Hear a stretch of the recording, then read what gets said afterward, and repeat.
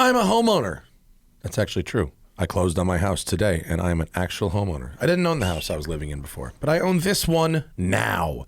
And, I am going to need Policy Genius to deal with my home insurance that I am going to need.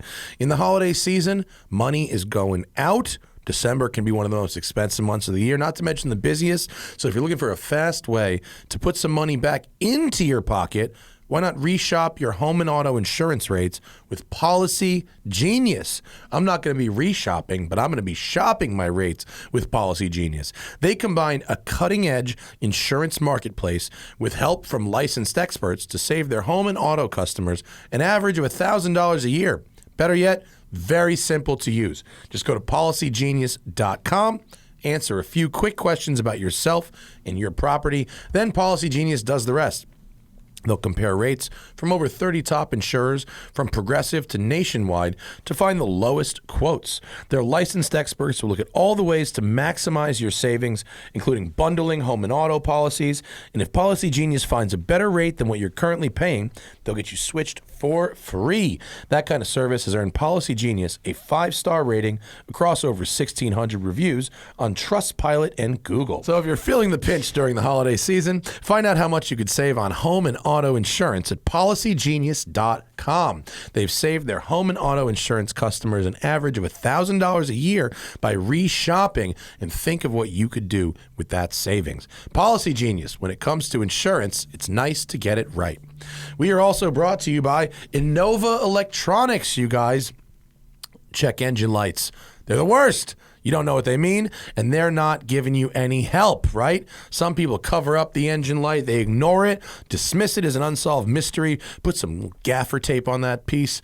With Innova, you can easily identify the problem and the solution, like having a personal mechanic in your pocket. Step 1, just scan it.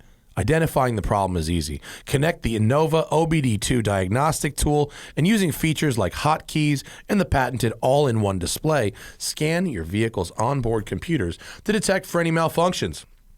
Step 2, you verify it by pairing your tool with Innova's all-new Repair Solutions 2 mobile app. You'll have free access to over 60 million fix solutions that are verified for accuracy by ASE certified technicians. And then you fix. It doesn't stop there, folks. Repair Solutions 2 is the complete solution. In the app, you'll find troubleshooting information and even be able to order the right parts for the job. And if you still have questions, Innova's USA-based customer support team is always available to help 6 days a week from 6 a.m. to 6 p.m.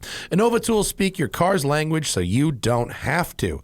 You can buy it at all major automotive retailers, or you can get 20% off if you go to Innova.com, Innova.com, Innova.com, code TST. That gets you 20% discount and free shipping off your order. At Innova, you can find the problem, fix the problem at Innova.com. Code TST at checkout for 20% off your order and free shipping. Lastly, we're brought to you by Off the Record. Off the Record is the one-stop shop to get those points off of your record. Whether you've got points from a previous conviction or a new ticket, be it small or big, you are going to want to get those points off of your record, because I'll tell you why. It's more than just that fine. They kind of make you want to think that you could just plead guilty and move on with your life. But then the insurance companies got you, the legal systems got you, and you are going to be paying for it for years. This is all a legal fundraising scheme to extract money from you, the commuter, right? Don't buy into the system. Get Off the Record in your pocket. Either download the mobile app and use code TST10, or go to offtherecord.com/TST. Off the Record will quickly and efficiently arrange to set up. They'll set you up with a local qualified attorney who will fight that traffic ticket, and with a 97% chance of success, get those points off of your record, saving you potentially thousands of dollars over the next several years. I keep Off the Record app in my pocket, and I know when I get pulled over, if I get pulled over, it's not going to be a problem. Off the Record is going to handle it. So download the Off the Record app for iOS and Android. Use code TST10 within the app, or offtherecord.com/TST on the web. Get 10% off all legal services through 2023. If you sign up now, the discount is still good later. So sign up now, get it in your pocket, and you'll have that discount ready for if you need it. And if you listen to this show, odds are you will. Offtherecord.com/TST. Alrighty then, on this episode of the Smoking Tire Podcast, my old pal Brian Scotto is in studio. He is the creative director, and I think he's the CEO. Probably the CEO. He certainly acts like a CEO of Hoonigan Industries. Ken does the driving and Scotto does the making things. And he's talking about the new Gymkhana with Travis Pastrana. We're talking about donks for an extraordinary period of time. We're talking about his crazy project cars and more, and the Ken Block versus the World series they're doing on YouTube. Brian Scotto, the Hoonigan creative director on the Smoking Tire Podcast. So, hi everybody. Welcome to the Smoking Tire Podcast. How are all of you doing today? We've got Scotto calling in for a little bit. Mm-hmm. What we're trying to do here is we're trying to do a little more like radio does, where if you have an in-studio guest, maybe the guest is for the duration of the show, and if it's a call-in guest, we sort of condense it to the good bits. We don't drag it on longer than it needs to be, and we feature that, and then we do our crew show thing, which people all seem to be into. Those have been doing well, right? Yeah. The numbers on the numbers on the show where I just yapped and answered questions for 2.5 hours. Unfortunately, that could be a career. A fan suggested that I do a 10 or 15 minute daily news show. That's just my ramblings on the daily news, and that was a separate podcast. It was like Smoking TST News or something like that. Separate channel. I think that'd be a good idea. Yeah. I do. Yeah. But goddamn, committing to something that you have to do every day, that sucks balls. You don't have to do but you could do it once a week, twice a week. Maybe. Yeah. Condensed version of the news. Yeah. But is it the same thing if it's once a week? Then it's just this. No, it's less than that. It's just separate topics. Yeah. Yeah, maybe. Yeah, a separation of church and state, so to speak. Yeah. I have to see what kind of, you just wouldn't want to be writing that every day, though. I think you could do an interesting podcast on book, because you read faster than anybody I've ever met. And I do, but I have a hard time retaining sometimes. It's a double-edged sword. You do? Fast reading. Oh. It's not, not in some cases, no, but if I read fiction, sometimes by the end of it, I'm like, okay, here's what happened in the book, but I'm not right. I'm not super absorbed. I'm reading right now the hip hop book that you got me. About the one about the industry and everything. Yeah, and why am I'm stupidly blanking on the name? I read 75 pages of it on the flight last night, and I'm blank on the plane. It's called, oh Jesus, Capitalism and Hip Hop or something. Like The Payback, something like that. Oh Jesus.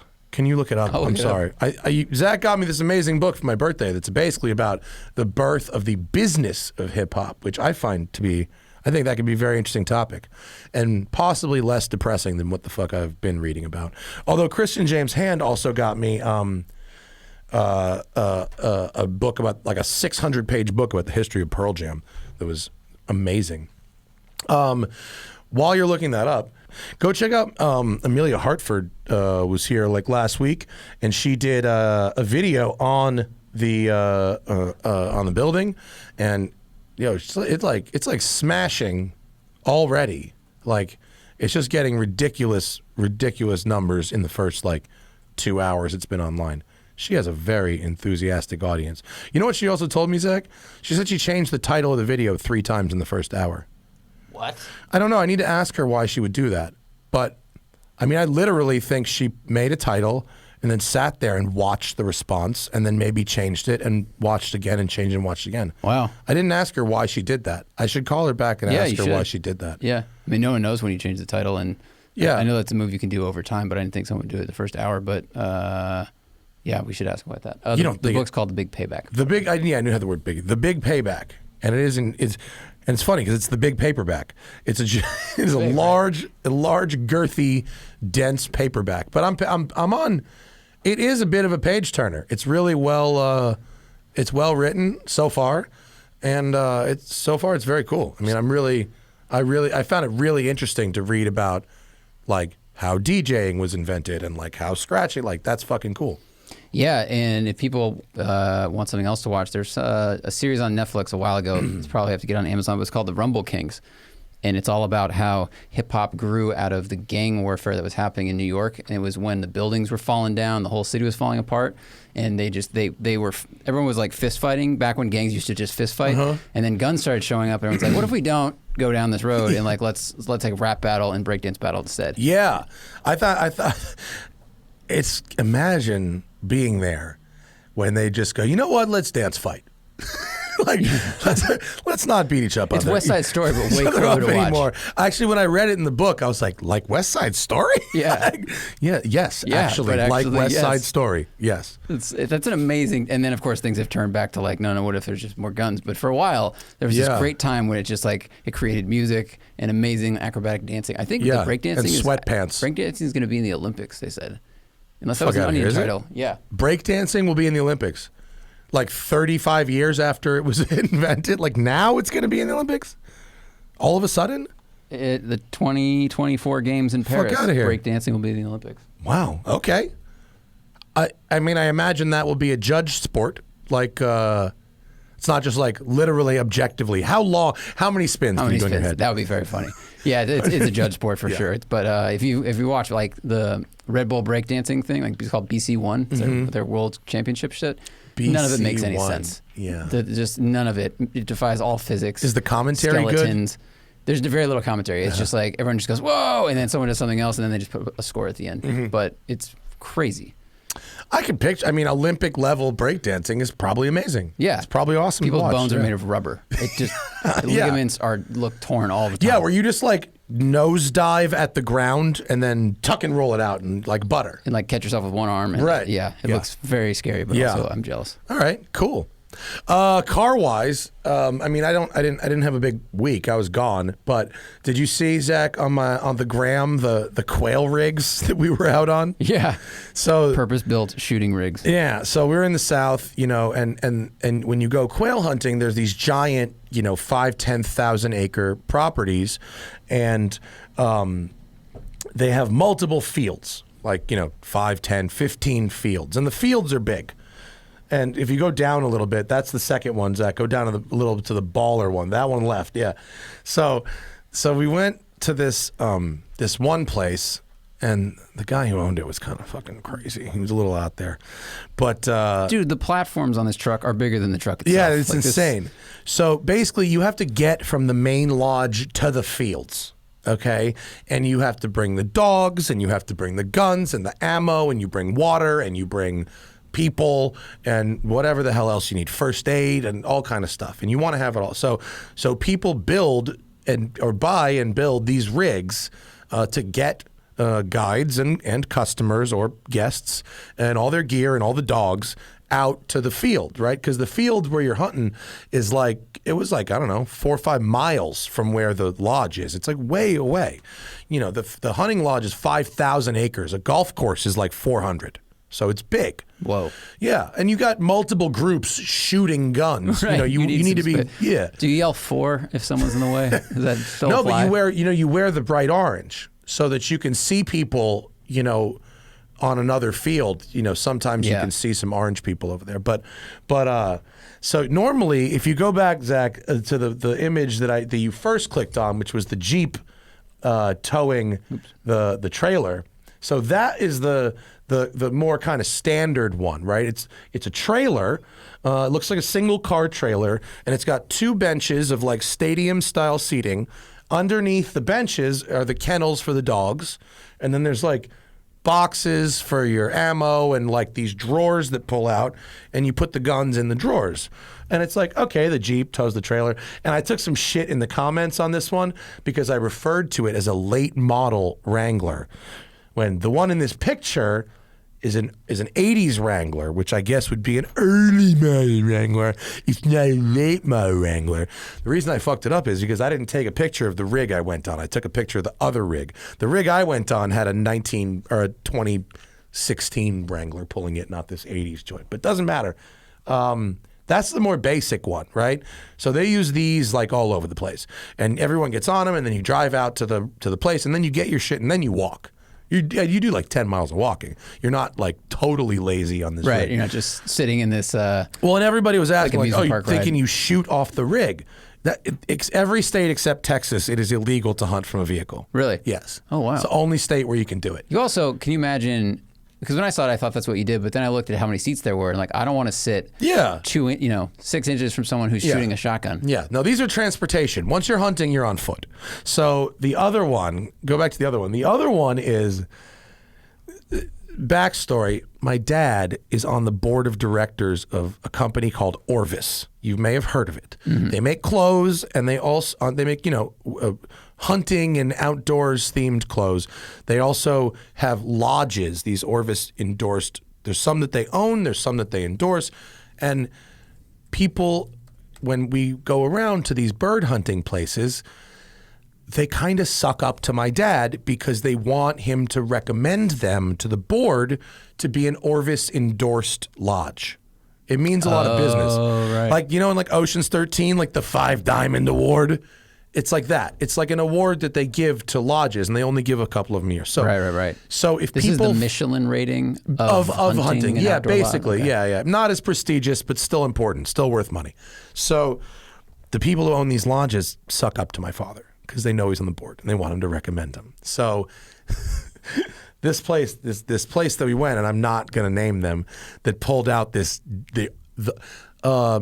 Farrer, the owner would like you to use his personal quail rig on today's hunt. And they pulled out this motherfucker. Now, this thing is a GMC 2500 quad cab Super Duty with the bed removed and a full diamond plate contraption put on the back and on the front. Yeah. On the front, it has bow riding captain's chairs. And the chairs are from a Fountain offshore powerboat. The chairs look more comfortable than the ones in my car. The chairs, and the rear seat too. They look great. Chairs are more comfortable than the ones in your car. They are among the most comfortable chairs I have ever sat in. Wow. I'm not kidding. And so there's 5 stadium style captain's chairs in the back with these folding armrests and cup holders and all this stuff. And then there's the 2 bow riding captain's chairs in the front that swivel. And then you've got the boxes, the kennels underneath the back. And that shit was ridiculously baller. But the guides didn't really like using it because you have to keep it really clean. Whereas the other ones, you just kind of hose them off or whatever. This one, they got to like polish the diamond plate and they got to do all the craziness, clean the leather and whatever. So the guides weren't about it when they use the owner's private hunting vehicle. But me and my dad were we clean the floor with toothbrushes. Oh my God, me and my dad were like lounged out on this thing. It was you really want to get out of nice. these things. I don't even know. I've never seen chairs like this, like in a boat, in a movie Well, they're from theater, a boat. like, They are from a boat. Yeah, this is from an offshore. I mean, they power have boat. good bolstering, top and bottom. Like it's kind of like what I imagine Learjet seats are if you also made them good for cornering fast. Well, in an offshore power boat, you got impact of the waves. You need to be held in from side to side. You get knocked a little side to side. It's kind of like a sports car seat, but it needs to be a little cushier than that. And so they didn't have heated seats and they didn't have lumbar, but I like the next level. The real next level would have been heated. If they were heated, that would have been the most G shit ever. But that rig inspired me to order a coffee table book. And I'm embarrassed about how much I paid for it, but I got a coffee table book called Texas Quail Rigs coming to the shop. What? And it's 300 pages of amazing quail rigs. That sounds like someone basically took calendars that normally hang in garages of a truck shop and just glued it together. And now it's a coffee table book. Yep, I fell right for it. Are there a lot of like hot girls holding vests? No. It's all like really well posed cars, quail rigs, in their natural environment. There's like a Rolls. It's not their natural environment. Someone made one of these out of a Rolls Royce. It's awesome. Yeah, that makes sense. I mean, if you have a welder and you want to go shoot some shit, yeah, why wouldn't you do that? Where is there one and like we should really Dubai? call Freddie. We should call Freddie and tell him that the $1 million Lexus should become a quail rig. That's kind of cool. Safari it out. Right. Like what would you remove cut? The trunk.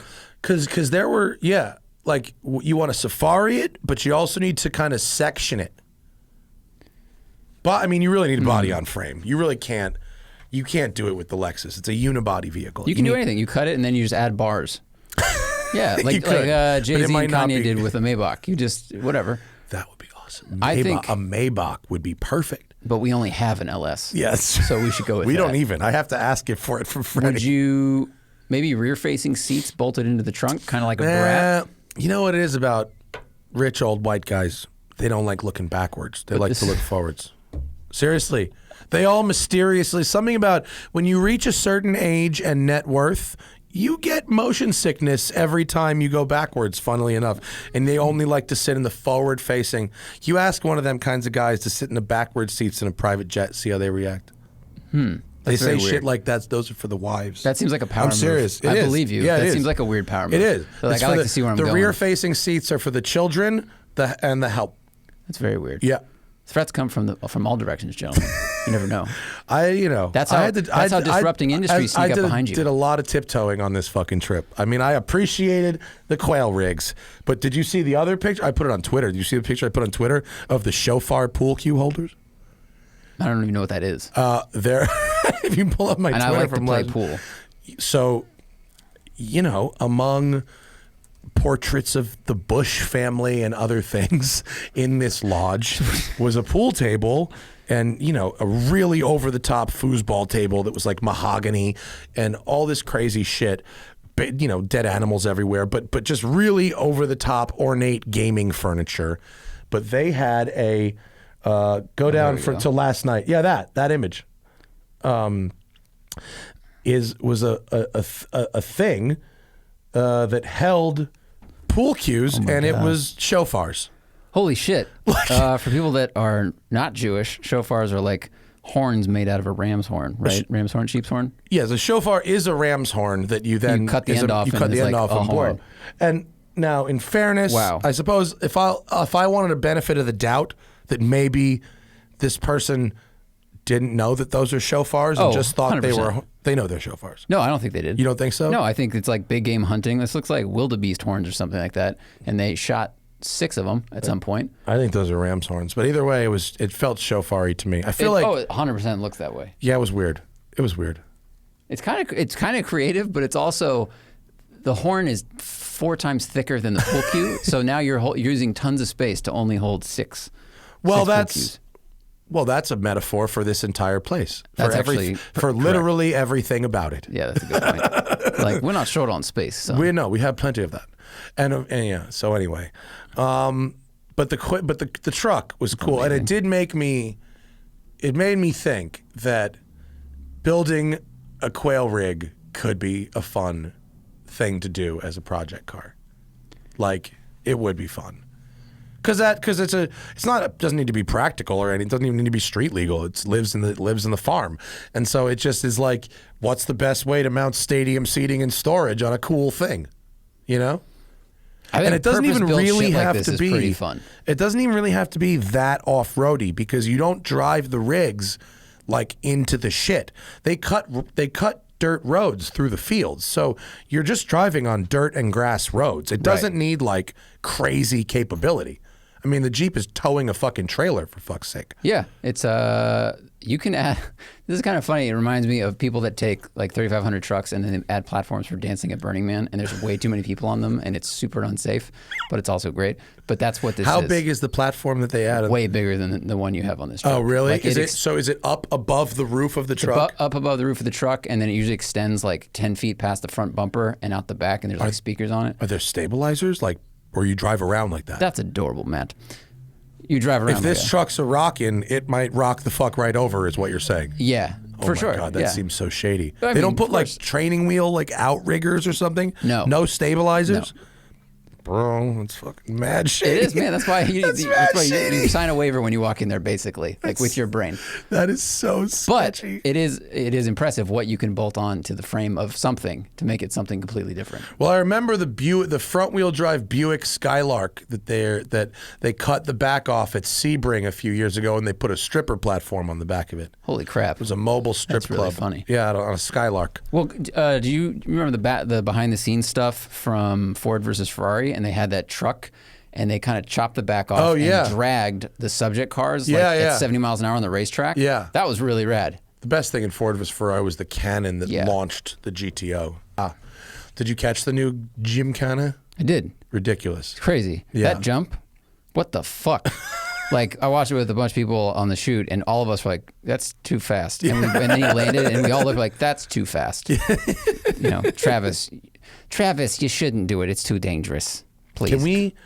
Man, I wish we could like play it on the show without getting in trouble. Yeah, we would definitely get in trouble. We would definitely get in trouble. That's like YouTube's one While job. Scotto does this, pull up another browser window and watch Gymkhana. I mean, that's for the audience, not us. Can we could probably play it up there. Oh, there it is. Yeah. Make sure that shit's muted. Is we have it, Brian Scotto. Hey! How's that? That works. What's happening, brother? Not much, man. How are you? I'm adjusting. You're so loud in my ears right now, and you're already a loud person, Matt. But sorry. Just got to turn you down a little bit. I can. That's okay. Are we good now? Is this volume okay?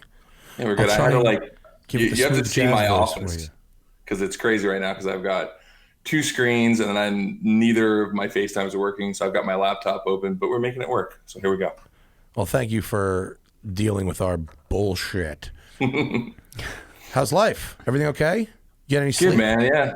No, not at all. None whatsoever. Not this year. But I take vacation on Monday, so I'm excited about that. Oh, nice. Full vacation? Like don't leave me alone vacation? Yeah, like I'm going to drown my phone on Monday morning and buy a new one in January type of vacation. That's awesome. Nice. Yeah. Nice. Yeah, I'm going to just do horrible things to my phone. I once drunk in a bar, dropped my phone into a urinal while I was pissing in it. And I just couldn't help but continue to piss on my phone until I was done. And eventually didn't know what to do. I didn't want to just throw the phone in the garbage, and I certainly wasn't going to take it home. I took it out with a towel or something, put it on the ground, took a fucking broom handle from the janitor's thing and just started smashing it on the ground. People thought I was nuts. And then once it was smashed, I just hucked it into the fucking garbage. People thought I was completely out of my mind. I like it because you didn't care about the phone. You just cared about people accessing your data. So you were doing the phone card out spy movie piece. I like that. I appreciate it. Yeah, Tony man. Harmer, who Tony Harmer dropped his phone in a toilet bowl full of shit in a sushi spot in Flushing, Queens. I think there could be a sketchier place to lose your phone into a fetid bowl of dung guppies. And he fished it out and cleaned it out and dried it. And for the next 3 years, he'd be like, you hand me his phone. I'm like, I'm not touching that, man. No, eat the money. Just get the new phone. It's not worth it. Yeah. It's not worth putting poo on your face 7 times a day. Forget it. No. So how's the new place? I'm bummed I couldn't come up. It's been a crazy week, but it's okay. It's good. It's just okay. It sounds awesome. It's standing. We don't need to talk about me. We can talk about you. They hear about me. Yeah, I'm sure you talk about your place every day. So, I do, but whatever. it's fine. I'm proud of it. Come see us soon. In the meantime, though, let's talk about Hoonigan. Let's talk about Gymkhana. Can we start with bringing back the Ronal fucking Bears? The Bears. Are you stoked about that? Yes, I'm stoked that Ken had the balls to bring back the teddy bear wheels and put them on a Fox body. That's G. And you got to understand, I grew up in the Volkswagen community. The Ronal Bear is it's on a pedestal in terms of wheels in that space. And I joked in the film that, or in the episode that, it's the kind of thing you expect to see on Harlequins. But, that wheel is it's so ridiculous that it's almost good. There's even a 3-piece version of that out there that I've seen that's even cooler. Is it an original 3-piece, or did someone cut them up and turn them into a 3-piece? Yeah, I think they turned them in because that's the new steez right now is people are taking, old wheels and cutting them up and then rebarreling them. So yeah. Is that safe? Probably not. No, Probably not. something tells me that is like, I mean, that's just a recipe for disaster. Realizing like most three-piece wheels are usually forged center, and a lot of the wheels these guys are cutting up are cast wheels. I'm assuming no. But let's be honest, most of the cars that they're on are more kind of like in the show car stance world, so probably not seeing the same amount of forces that a regular wheels put to. So wait, the Ronal Bear is the kind of wheel that like I saw, you saw it in the tire rack section of like every car magazine for your whole life, right? And you would occasionally see a set on the street. You really wouldn't. When did you decide, oh shit, that rim doesn't actually suck. That rim is kind of dope. I don't think that moment's hit me yet, but it's one of those things that I respect what the wheel is, but I wouldn't say it doesn't suck. I would say it's amazing because how hard it sucks. You know what I'm saying? Like it's just I respect it for being that. I heard from someone DM me on Instagram, and they said that they used to sell that wheel at like a tire rack or something that they worked at. And they said that it got to a point that they would just give those wheels away for free if you came in to buy winter tires. like that's how many they had backstocked, right? So many people on Bear snow tires is so fun. It's a funny thought. Bears and Blizzaks. That's the combination in probably like Winnipeg right now. It's just killing. That's like the new ironic Canadian Instagram. Yeah, Yuri's gonna put that on the Prowler like tomorrow. Oh man, Bears and Blizzaks, bro. That's a period mod. That's why so many people drive on all seasons. They're like, I'll just leave. Thanks. Yeah. Oh, but no, it was snow tires. Of my dad. Go ahead. The bear thing had been a joke with Ken and I for like the longest time. Like every year he'd say, what wheels do you think we should run this year? And without fail, I would send him a photo of the Ronal teddy bear. So it was something that when he started the relationship with Rotiform, he was joking about designing wheels. And somehow the bear came up and then they were sort of in the same mindset because both Jason and Brian are Volkswagen kids too. And that wheel just had it had a special place in the hearts of Volkswagen kids, nerds, I should say. It's on Ken's Instagram, Zach. You can find it. He put it on the white fox body. What's the deal with the white fox body? Is that his daughter's car? It's like it's just a fuck around car. Yeah. So you know how it is when you're making content, right? Like you have a plan, something falls through. So I don't even remember what these guys were supposed to be filming. They were supposed to film something. The whole thing failed, and Zach, who used to be at Hoonigan, now is full time at Hoonigan Racing up in Park City. He said, let's just go buy like a shitty old car and go do dumb stuff with it. And they bought that Fox body. They thrashed it. They had a ton of fun. And then it was sort of a decision of like, man, it'd be cool to make this thing actually into something. And then the joke was, I wonder if Vanilla Ice would consult with us. And sure enough, like 2 phone calls later, we had Vanilla Ice on a Zoom call. Yeah, you could DM Vanilla Ice on fucking Instagram and he'd be like, yeah, man, what are you doing? I'm chilling. Yeah. What do you got? Like, it's funny because I like present day Vanilla Ice way more than I liked, 1990s Vanilla Ice. Oh, yeah. I think he's, yeah. So. Yeah. Did you hang out with him? No, I actually didn't get to. Ken did all of it, but I was doing some back research and I forgot he has like a line of like home decorating stuff. Yeah. Well, he flips houses. Crazy. That's like his thing. And he used to race jet skis for a while. Like he's kind of an interesting guy, actually. I did bull run with him in like, I don't know, 2011 or something. Oh, really? I sat down with him for like an hour. He drank he took like a bottle of Jaeger to the face. It was unbelievable, actually. But he was a really like sweet, chill, interesting guy, actually. He was pretty cool. Like, you've got to question anyone whose primary drink is Jaeger. Like Jaeger's the thing that happens after you've already drank too much of something else. Like you don't start the night on Jaeger, right? Jaeger's the thing that you wake up the next morning and you ask your friend, did we do Jaeger bombs? It's not like how you start the night. It's certainly not a default, but it seemed to be his. I mean, yeah. Maybe you just need to be. I know what it is. It's Orlando. He's from Orlando. I mean, Florida explains so much about so many. Being from Orlando, it's like you just you wake up on a Sunday, you have pancakes and Jägermeister. Like, that's pretty much how it works. I mean, Hurt on our team is from Orlando, so I've learned a lot about Orlando. You know, it's in the culture there for sure. It is a unique place.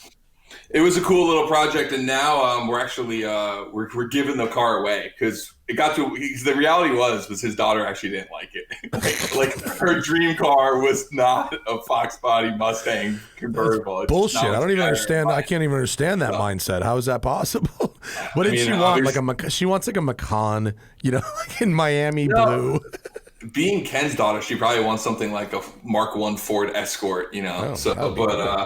Yeah, but no, I mean, it wasn't that she didn't like it, but it was kind of one of those things where, like, we rebuilt it. Vaughn Gittin Jr. came out, taught her to drift in it, which was really cool. But I don't know.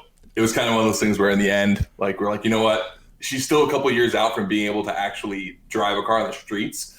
So we'd rather get her into like a rally car because she's going to start rally racing next year. So that's awesome. That's kind of more the direction of, you know, what she wants to do. So that's more her steez. So we figured, you know what, so we're giving it away right now. It's one of those, you know, everyone's giving away cars, right? Like I feel like that's the thing. But so it's like buy something on Hoonigan and, you know, get a chance to win the Fox body Mustang. And I think it's a good little scan you got going on there. It might come with the teddy bear wheel. It might actually come with it. Oh, it should. Yeah, why wouldn't it? Why wouldn't it? It should come with it. Yeah, aren't you guys selling those? Or is that just a one-off goof? No, it was just a one-off. So the whole concept of it for Ken's relationship with Rotiform was just to kind of show how the process works. Because we did this whole process of building the wheels for Ken, which was like the KB1 and a few of the other ones. And Ken was kind of blown away how the system worked with Rotiform. Like they did everything via an app, where he was just approving like things on Fusion 360. And he thought it was really cool, but like we didn't tell the story of it happening while it was happening. So he was like, hey, let's retell that and actually go watch them cut the wheel. Yeah. But like instead of them cutting the wheel that we've already done, let's have them cut, you know, my version of the ugliest wheel ever made, aka maybe the best wheel ever made, which is the Ronal teddy bear. So like this was kind of inspired by teddy bear, but also a few other things. So all right, cool. Yeah. I was gonna ask if you could sell that without getting into like an IP issue, but I guess if you're not going to be selling it, although it's not really the teddy bear, it's different bear. Enough. I would argue that it is different enough, but I mean, I wanted to name it the Ain't Care Bear because, like, you know, Ain't Care is like, you know, the company kind of ethos. So we figured the Ain't Care Bear would work out really well. So I actually did hear that people have been calling Rotiform asking if they can order them. So, my next question was gonna be, so how many have they sold? I bet you know what that is? It's the Cannonball. It's the Cannonball run, right? Yeah. They put these ridiculous wings on the Countach, and people started calling up Lamborghini, going, "Yeah, I want it with the wing," and they go, "Oh, it doesn't come with the wing," and they go, "It better fucking come with the wing because that's how that has to look." Yeah, when I found that out, I was like, "That's the craziest story that like a movie can." Convince people what they want to see. Right? Absolutely. Did you see there's a story up on Road and Track right now? They found the guy who's got the Cannonball run car. And it's got a couple other like kind of, you know, it has the wing on the front that on the back that became the production wing, which is it's a fairly janky wing actually, but it did become the actual production wing.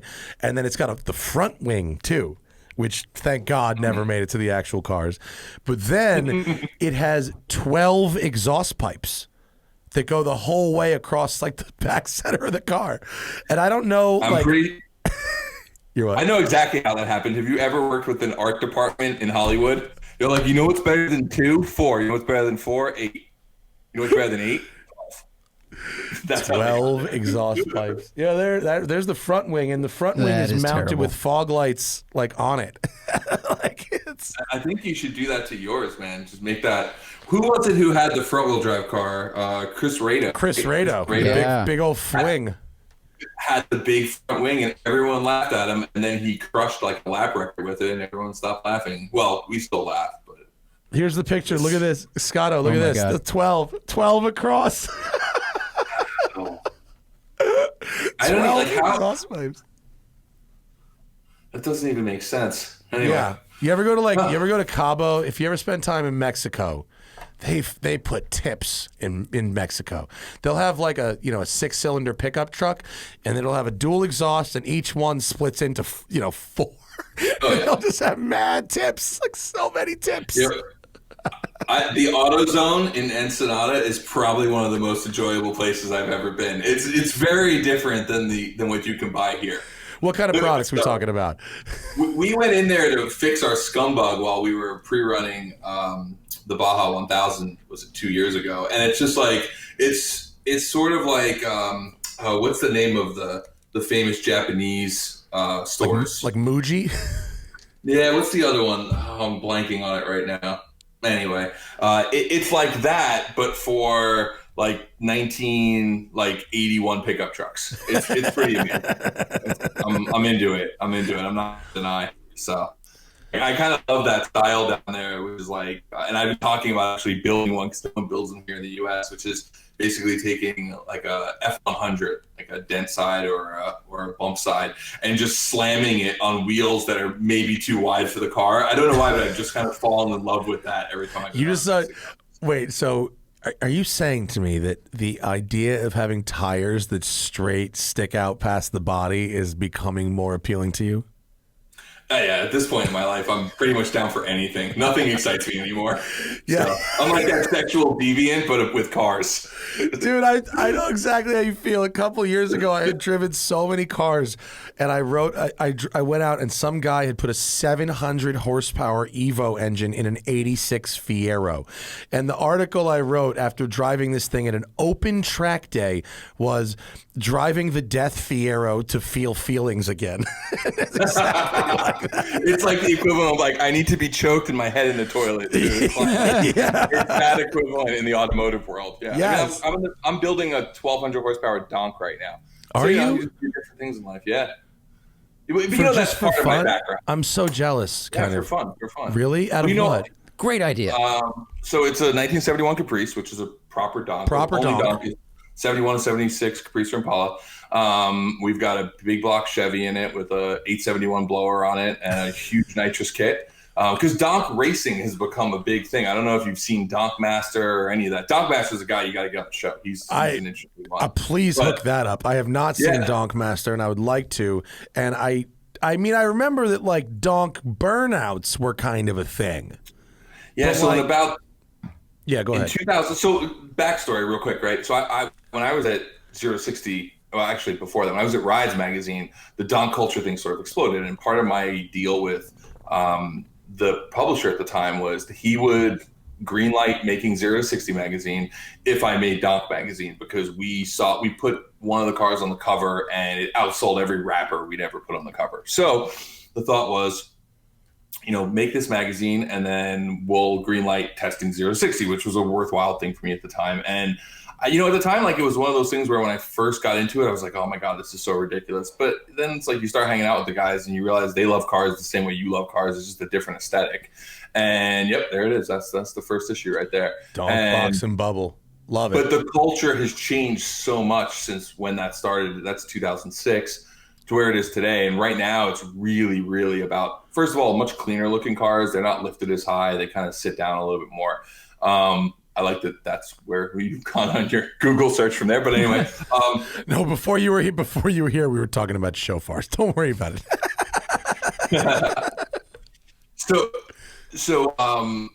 But now around 2015, they started drag racing them, and I will tell you, at first when we looked at it, like, how fast could those things be? But now that we've gone to some events and talking to guys, they're 8-second cars. Oh my God! What? So think about a car on 26, 28, 30-inch wheels running sub-10. The fastest ones seem to be, it's street race style, even though they're racing legally, but no one tells times, right? It's all grudge match racing. But in talking to the guys who we're friends with, we know that a lot of the cars are definitely sub-10, and a few of them are in the high 8s right now. No, yeah, like they don't take off the rear donk wheels and put Mickey Thompsons on, right? They don't run the donk wheels. They run them on the donk wheels. And so Donk Master, Sage Thomas, he actually got a set of tires custom made out of China for himself that have, no tread pattern and are really wide. They have a little bit of tread pattern, but it's more like a drag radial. And he got a custom made wheel that's a 26 by 15. So that he can Yeah, he could run like a 405. We just did a build bio on it on Hoonigan. It's crazy. I watched the. I gotta go watch that. That's crazy. I watched the donk versus Ken's car. and it was just it was incredible how fast they are. And you just got to think, like, if they put wrinkle tires on these, they'd run 6s or something, because they must be losing so much acceleration just spinning those tires. Well, so Scotto, if you is the overall diameter, because if you're talking about a drag focused donk, I'm guessing it's not lifted that high, right? No, they run them pretty low, and the new style is to squat them. So, right? so they're tubbed in the back, right? And the overall rolling diameter is kind of the same as if it was a Mickey Thompson big tire car. Yeah, like if you were running a big tire car, it's about the same size, except you've got no wrinkle, no forgiveness whatsoever. And realize that actually means you have to build a much crazier drivetrain, because what people don't realize about drag race tires is that wrinkle is what takes the shock load and doesn't just like grenade your differentials. Yeah.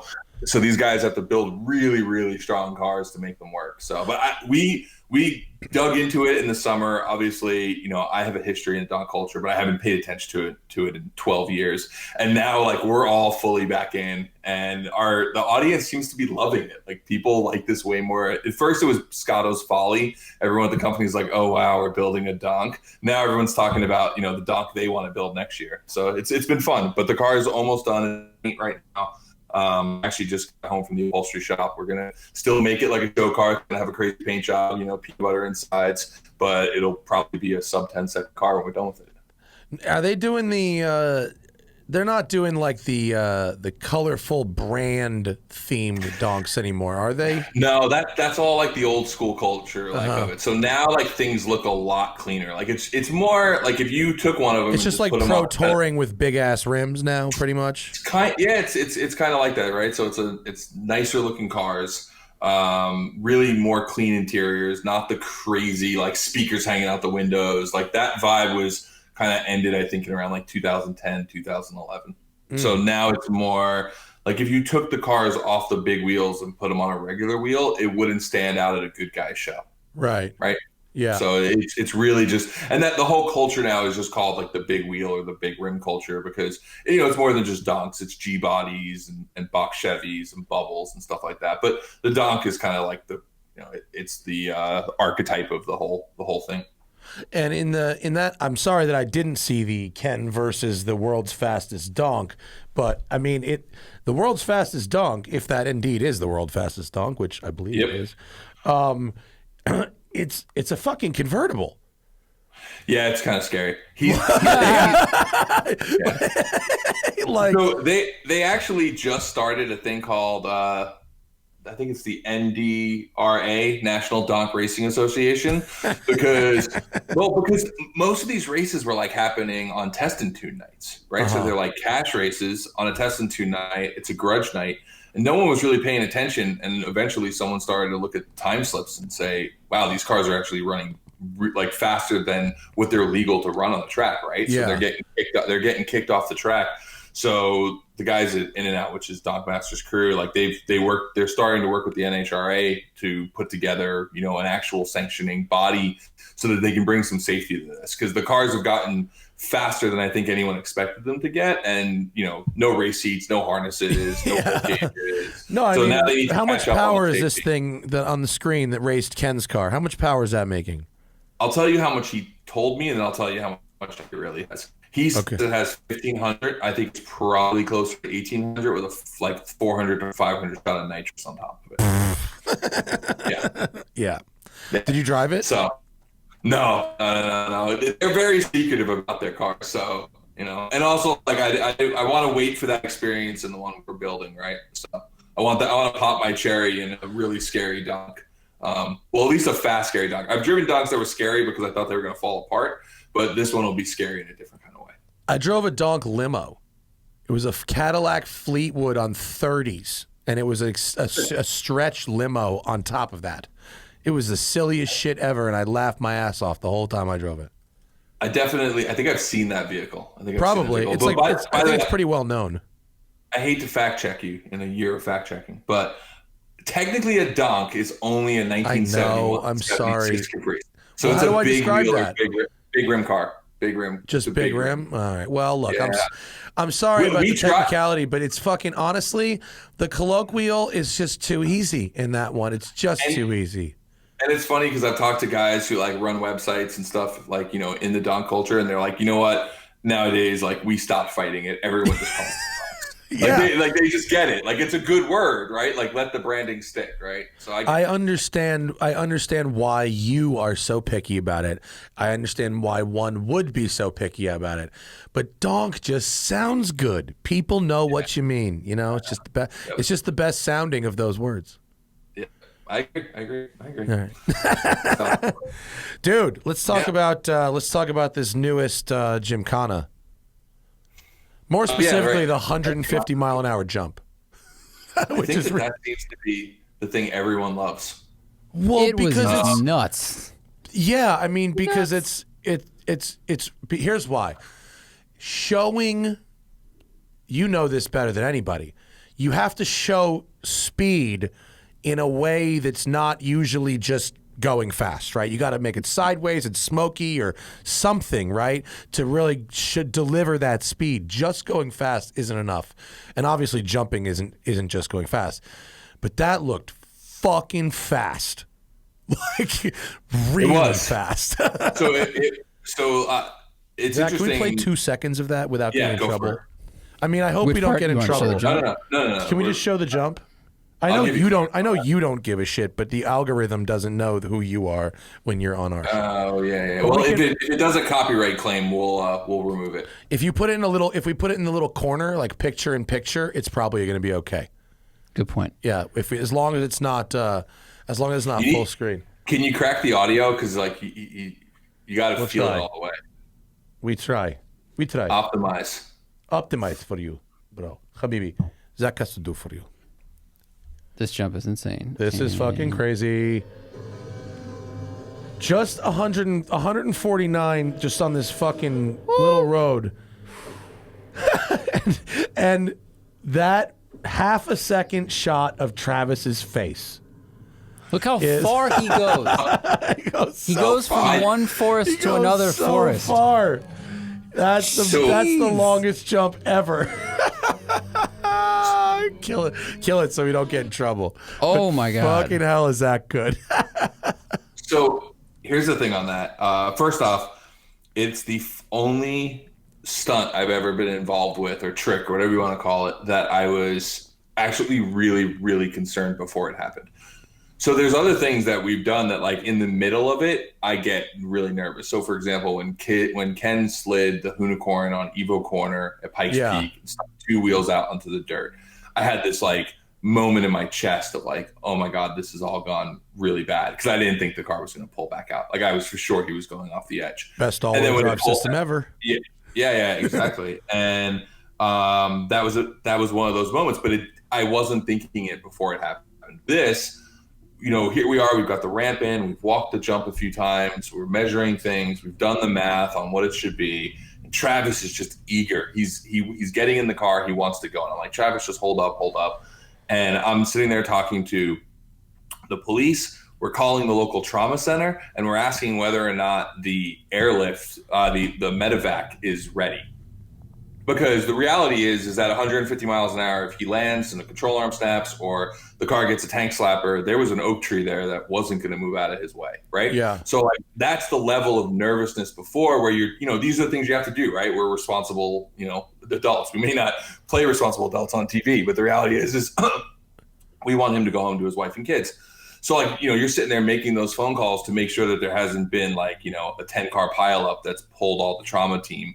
So we're like, okay, good. We're clear. Like if we need it, we can have a helicopter land in the field in 15 minutes from now. Right. So like you're putting that math together because we're not in the middle of nowhere, but we're like, that we're probably 25 minutes outside of Annapolis. Uh-huh. So, and all of the Subaru guys are trying to tell me that we shouldn't do this. And that's because they thought the car wouldn't survive it.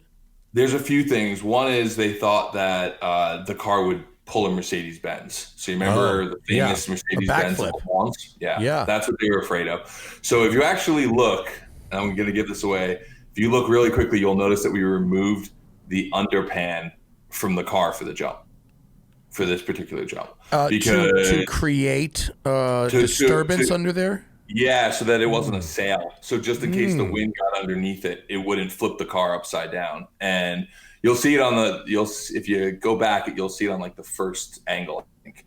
Oh, right there. wow. Yeah, there it is. The first right there. Yeah. There you go. Yep. No wonder. And that was because the engineers were afraid that the car would basically flip backwards. And so everyone was terrified except for Travis. Travis was just mad that we weren't doing it yet. Like why haven't we jumped yet, right? He's like, guys, I got it. Guys, I got it. Like, don't worry. It's nitro physics. Like, I'm good. I got it. Nitro physics. Nitro physics is great. That's what he calls it. It's nitro physics. You just send it, and then you get a gold medal. It's not hard, you guys.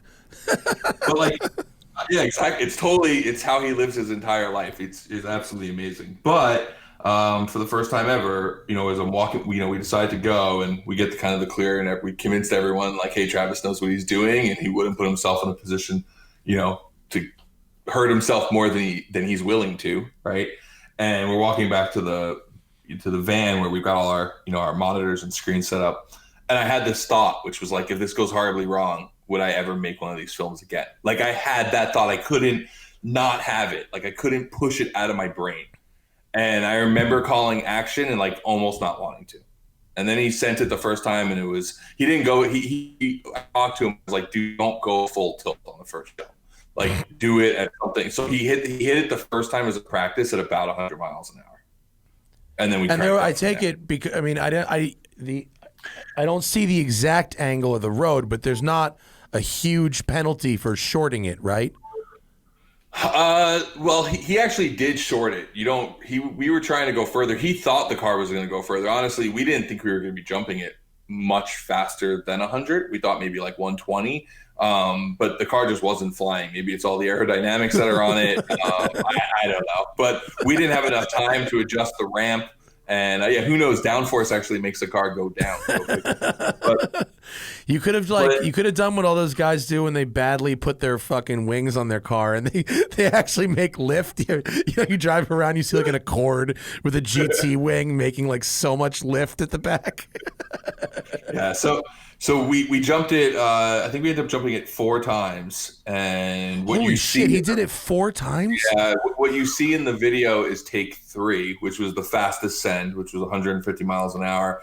On the 4th take, he hit the rev limiter 10 feet before the beginning of that little kicker. And it ended up dropping the speed down like 5 miles an hour, 6 miles an hour. But it also, he has to kind of stab the throttle coming off to help lift the nose up. So it flew the car in like a weird way, and he didn't hurt himself, but his back didn't feel good, so he was like, okay, we're done, we're moving forward. Is that in-car reaction of him from the very last one where it has the fuck up? Because he looks kind of scared in that.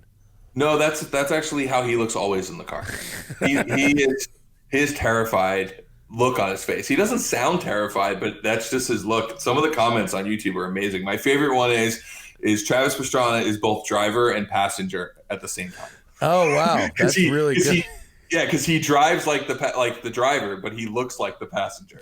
So and then my other favorite one was Travis Pastrana's face looks like he didn't read the script beforehand. That's really funny.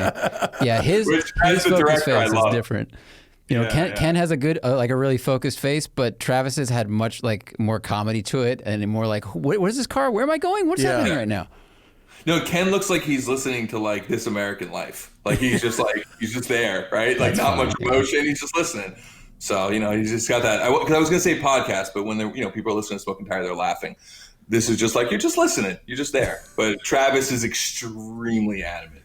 Travis looked like he'd been dropped on an alien world, and they were like, you have to complete this course, or we will, feed you to a larger beast. And he's like, fuck.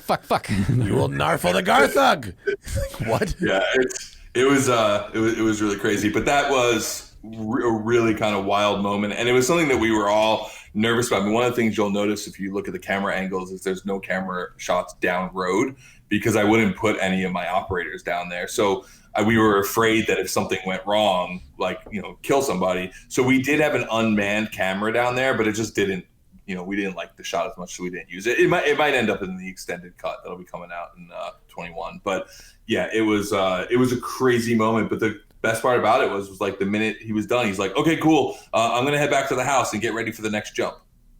Like, we went back to the house and filmed a bunch of the stuff in the credits. Like, the man is a robot. He just doesn't, even though he looks terrified, he just doesn't seem to like understand fear. Like, it doesn't process it. Is that because so much of his life and career was spent, flying through the air 80 feet, 90 feet in the air, but just on a motorcycle? So when something goes wrong, it's like, in some of his X Games crashes, like he won a lot, he didn't crash that much, but the way to get there, he must have basically jumped off of so many 2- and 3-story buildings.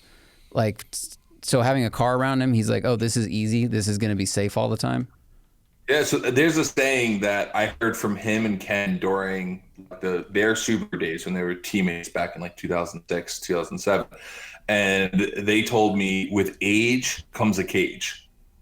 I was like, man, that's so good. That's very funny. Like, yeah. And I use it to this day, like, because I have so many friends, like, we grew up riding BMX or Bucky motocross. and fucking, what, Jesus, who am I blanking on? Dave Mira. Mira. Yeah, a lot of them. And who's homie down in the South, in Temecula, who built a rally stage in his yard?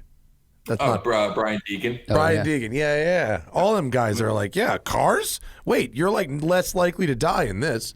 Yeah, so which means they're willing to push it more than your average race car driver who like came up in karting and never has had, that wild of a crash. And a lot of these guys have ruptured their spleens and gone into cardiac arrest from motocross. Oh my God. So it's like pretty mellow for them, right? Like, oh, I crashed my car and I like got to walk away. Like, I'm cool. Yeah. Where did this stunt land on your, in your catalog? You've done, I guess, 11 Gymkhanas now. Where did this land on your nervousness as a producer and also your excitement about it? Nervousness was definitely a 10 out of 10. I mean, it's probably on the top just because when you add that level of speed, it just becomes a game of physics, right? You hit something that doesn't move at that speed. It doesn't matter, your Hans device or your, the way the roll cage built, like there's going to be consequences, right? Mm-hmm. And I think, we know that from racing. As for excitement level, I definitely was excited about it. I think it came out better than I thought it was going to, because if you think about it, like it's not that high off the ground. It was actually really hard to film because we couldn't, we're on a closed road with a fence on one side, a house on the other side. So like we were really restricted in the way that we could cover it.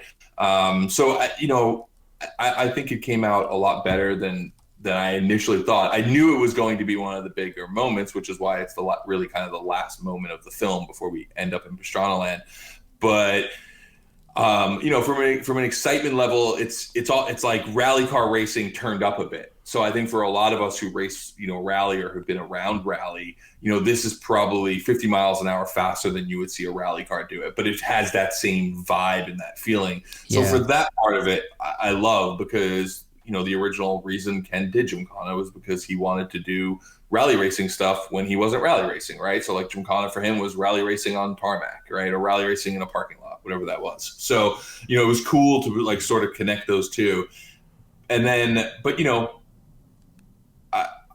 it's one of those things that I think it hits different people in different ways. I'm actually surprised how exciting this is for a lot of people. And I think it's because you don't really understand, a lot of people don't see things like rally racing and understand that, people are hitting jumps in rally at 115 miles an hour and flying through the woods and landing sideways in dirt and then coming right up over another crest. So I think it's something that maybe hasn't been shown the same way. But yeah, there's something that people just love about knowing that it was that fast, right? And so many people have asked me, hey, I know the Speedo said 150, but like really how fast did he hit it? I was like, I don't know. You're right. He probably only hit it at 149 because he lost some speed up the ramp. They're like, really? Like they were thinking like 110. I'm like, nope, he hit it as fast as it would go. I mean, well, there's nothing fucking douchier than faking a Speedo for something like that.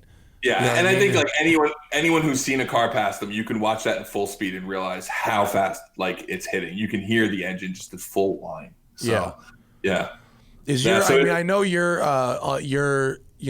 one of the things that you take the most pride in is the closing of interesting locations and stuff like that. Did anything on this film stand out as you being particularly proud to get a certain location closed down, or was it all kind of, compared to downtown LA, a little easier? But the thing about downtown LA you have to understand is that there's films happening in downtown LA all the time. So like there isn't a request that hasn't happened before, right? So we shut down the 110 105 interchange, which is one of the biggest interchanges in the world, but we're not the first people to do it. No, they did it for speed in '94. Exactly. Like, they jumped the bus there. So like the rules have already been written for it. The one thing we did do in LA that no one has ever done before is we did donuts at the top of the Hollywood sign. And the reason why is because it actually belongs to Homeland Security, because apparently there's still analog radio stations up there. So if there was ever like a satellite attack, it would be the only way for the West Coast to talk to Washington. Oh, wow. So, so it's like some of John Connor shit left over in that mountain. Yeah, exactly. So they keep it really guarded. And funny story is the Homeland Security guy was there when we were filming. He was like, you absolutely can't point cameras this direction. You can't film this. You can't film that. And I was like, cool. He's like, because you're on federal property and I don't have to say freeze. I'm just going to shoot you. And like, I was waiting for the laugh and it just never came. Like, so like the wink, the smile, like, hey, I'm just joshing you. Like he just kept looking at me and I was like, okay, we're good.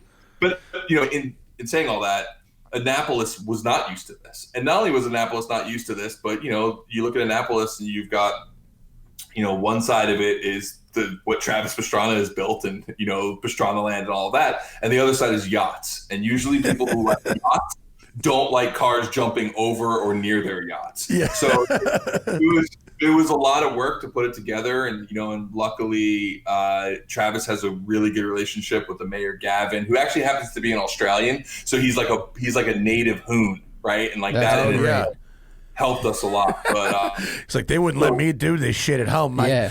I keep trying to bring the burnout contest to Annapolis, but they say no. So he was in support of us, and there was a bunch of people in the city who just loved it, and of course the police love it. The police always love this kind of stuff. So we had some pushback from the locals, but we were able to kind of get past it and get it done. And then it wasn't supposed to be a live event, but at a certain point we couldn't control everyone. So there was a couple thousand people there when we filmed it. It was wild. The actual jump itself made national news when we were filming it in October. Like I had friends in Los Angeles be like, I just saw this on like the morning news. It's like, yeah, I know, not exactly ideal for a film, but it's supposed to be secretive, but whatever. But you know what? I mean, I didn't see any leaks. I didn't see anything going around really. Yeah, it's amazing how isolated the automotive space is from mainstream news today. Exactly. That's like an age demographic separation right there. Yeah. Right. Exactly. So cool. You're good. No, and then like one of the other ones that probably you guys don't think about is getting airspace clearance that close to Washington D.C. is really difficult too. So, and I know that's like, it's really in the weeds. It's not as exciting to people, but being able to have Kirby do what he did that close to DC and being able to do stunts in planes, you actually have to get a lot of clearance. And we got all that clearance in like 6 days because we ran to the last minute on asking for permission. So, that's how that works. That's awesome. That's cool. No, those are definitely like unique challenges for sure. I was not expecting that. I was actually expecting to be like, actually, it was kind of easy compared to some of the harder ones. But that actually doesn't sound so easy. That sounds hard. Yeah, sometimes shooting in smaller towns can be more difficult because they don't have a department to do it. Like I remember shooting in Texas for Gymkhana, it's Shamrock, Texas. It's like population, 600. Actually took a lot to figure out because like there was no like previous protocol or prerequisites. We've never issued a filming permit, sir. Let me type one up for you. Do you have one I could copy? That's pretty much the exact conversation. Yeah. So, and I had it with a guy who also owned a junkyard. So, I mean, that's how that went down. So, so you run into different snags on different shoots. And look, shooting during, a global pandemic didn't make things easier either. So we were supposed to shoot this originally in May. We thought maybe, we'll push to June. We didn't end up filming till October. Right. And we were also supposed to shoot a bunch of this on Navy property because Annapolis is the home of the Naval Academy.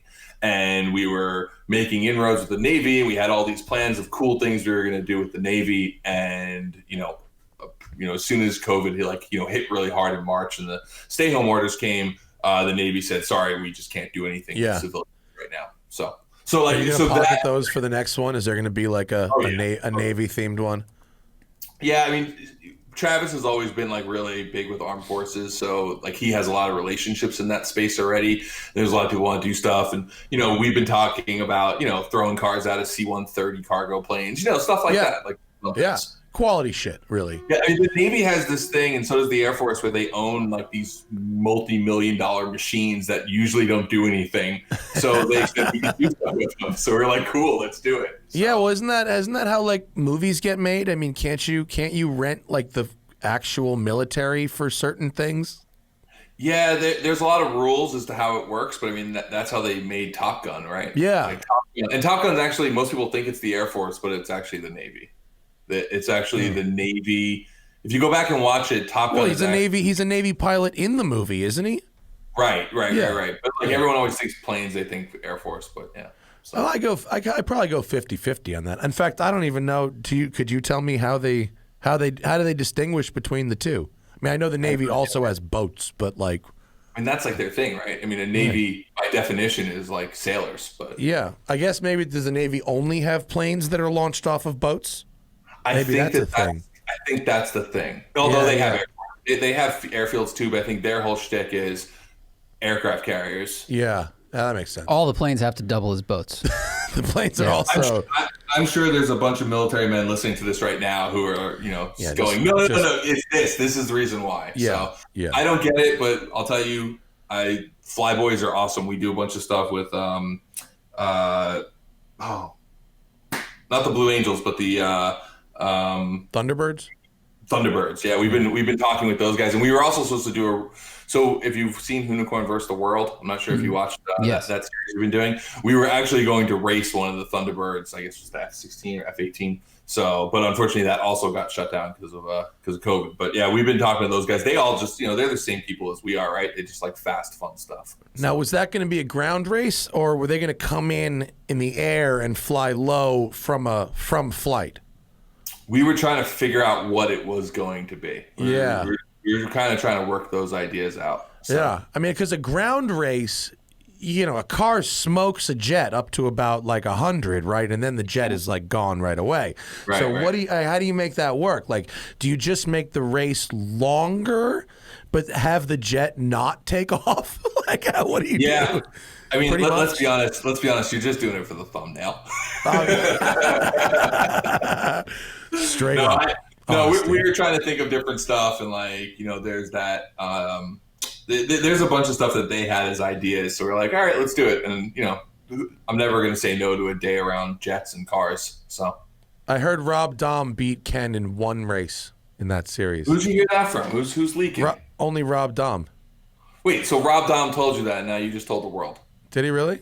When does this episode come out? We'll be editing this. Do I need to edit that out? Well, no. When does this episode come out? When does this episode come out? Tuesday? Tuesday. Oh, you'll be good because that episode comes out on Monday. Oh, all right, fine. We can talk about that episode. Then all right. Well, I'm sorry. I just blew it up for 771 live viewers. I'm sorry. Oh, okay. So sorry, dude. We can. I don't want to give away too much, but he did win a race, but it was an augmented race, if that makes sense. It wasn't a heads up. Oh yeah, okay. I didn't. Yeah. You know what? I got it fucking hearsayed from Ferretti, so But it was really rad because that car's got so much potential, right? And I've been telling Rob, I'm like, get that car dialed and let's do Dahm's RX 7.4 rotor versus the world next year. Because he's been trying to fucking get that car dialed for like 9 years. That car will never get dialed. It's an undialable car. I would say of all the cars, it is. And I will tell you, he launched it and we were all blown away. It's probably the most exciting race that we all got to watch. I mean, it's an interesting thing to watch somebody race and lose, and everyone is still more excited about the car that lost, just because it's such a good story of like him putting the whole thing together and and everything he's been through to get that thing done. And now it's not only is it working, but the first thing he got to do with the car, like literally he shook the car down an hour before we raced, and then the first thing he got to do with it was to race the car that inspired the car he built. So that's pretty cool. It's a great story. You couldn't like really write that script. It just sort of it sort of all worked out, and we didn't expect it to work out that way. I mean, you know, I think he expected to finish that car like 3 years ago. So, but it just worked out, right? And I'm not going to make fun of people for not finishing cars because I got the same problem. So, he kind of like when that project started with him. I remember looking at the car and I was like, I don't know what he's going to do, if it's ever really going to work. And then I watched a video like 2 years later where he just did like a rolling clutch drop, like under an overpass.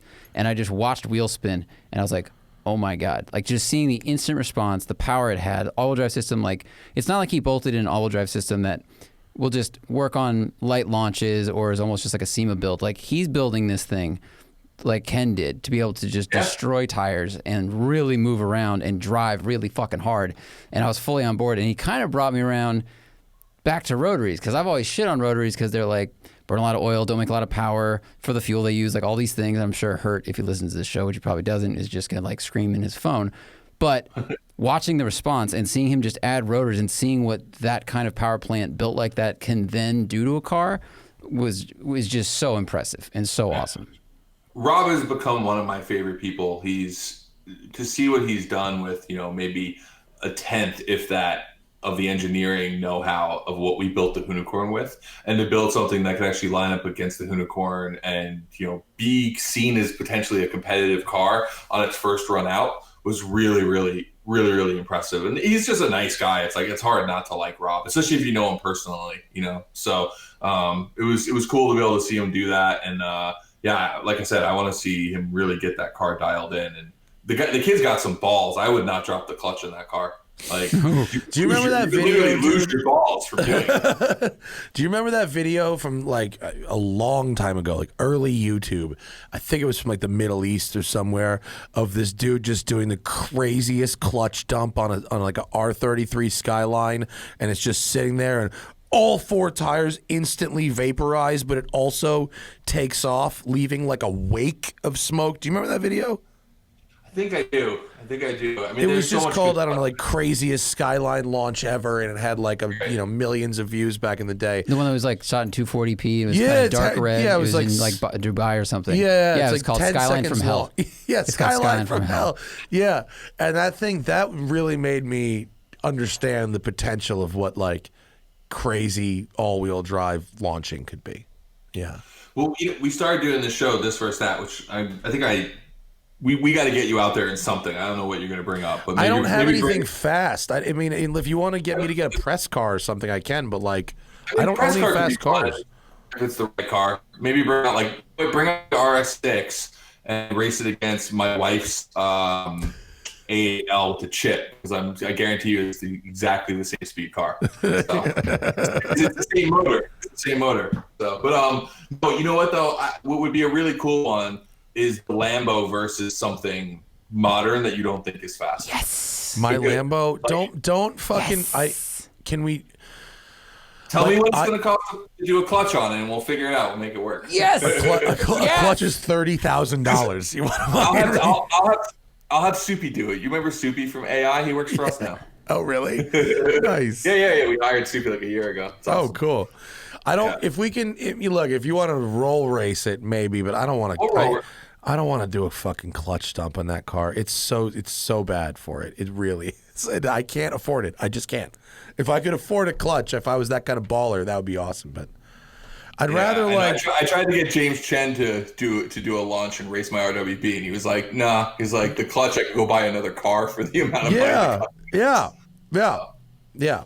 It's unfortunate. It's sad but true. Roll race. I would roll race it. I'd roll race. Cool.